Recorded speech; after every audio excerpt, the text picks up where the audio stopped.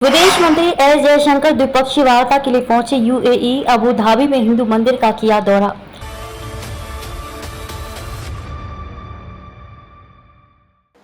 नमस्कार, मैं खुशी और आप देख रहे हैं स्वतंत्र भारत न्यूज। आइए नजर डालते हैं इस वक्त की खास खबर पर।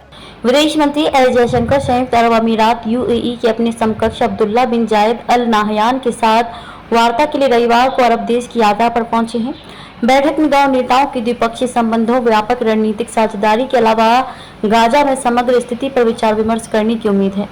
नाहयान के साथ बैठक से पहले जयशंकर ने प्रतिष्ठित बीएपीएस हिंदू मंदिर का दौरा किया। बीएपीएस मंदिर का इस साल 14 फरवरी को प्रधानमंत्री नरेंद्र मोदी ने उद्घाटन किया था। मंदिर की यात्रा के बाद जयशंकर ने एक्स पर पोस्ट कर कहा कि अबू धाबी में बीएपीएस हिंदू मंदिर का दौरा करके धन्य हो गया। भारत यूएई मित्रता का ये स्पष्ट प्रतीक दुनिया को सकारात्मक संदेश देता है और दोनों देशों के बीच वास्तविक सांस्कृतिक सेतु है।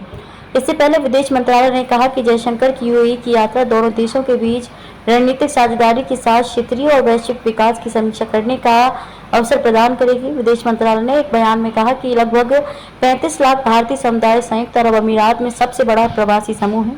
जयशंकर ने अबू धाबी में किया योग। विदेश मंत्री एस जयशंकर ने रविवार को अबू धाबी में 10वें अंतर्राष्ट्रीय योग दिवस समारोह में भाग लिया। जयशंकर ने संयुक्त अरब अमीरात में भारतीय राजदूत संजय सुधीर के साथ लोअर अबू धाबी में योग दिवस समारोह का नेतृत्व किया।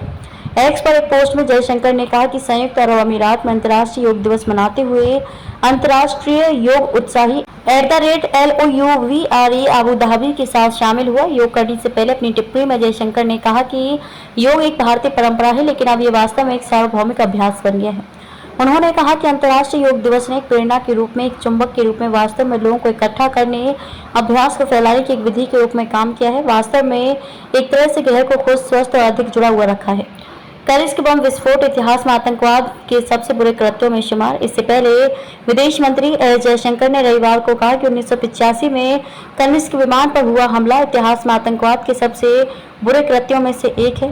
बम विस्फोट की घटना के 39 साल पूरे होने पर उनकी ये टिप्पणी कनाडा की धरती से खालिस्तान समर्थकों की बढ़ती गतिविधियों के कारण भारत और कनाडा के बीच संबंधों में तनाव के बीच आई है। जयशंकर ने इंटरनेट मीडिया मंच एक्स पर कहा कि इतिहास में आतंकवाद के सबसे बुरे कृत्यों में से एक के 39 साल पूरे हो गए हैं। ये घटना इस बात की याद दिलाती है कि आतंकवाद को कभी बर्दाश्त नहीं किया जाना चाहिए। अब तक के लिए बस इतना ही। फिर होगी आपसे मुलाकात ऐसी एक और खास खबर के साथ। तब तक के लिए नमस्कार और देखते रहिए स्वतंत्र भारत न्यूज। ऐसे ही लेटेस्ट अपडेट्स के लिए हमारे चैनल स्वतंत्र भारत न्यूज को सब्सक्राइब करें और तुरंत नोटिफिकेशन पाने के लिए बेल आइकन प्रेस करना ना भूलें। यदि आप हमें फेसबुक के माध्यम से देख रहे हैं तो हमारे पेज स्वतंत्र भारत न्यूज को फॉलो जरूर करें। धन्यवाद।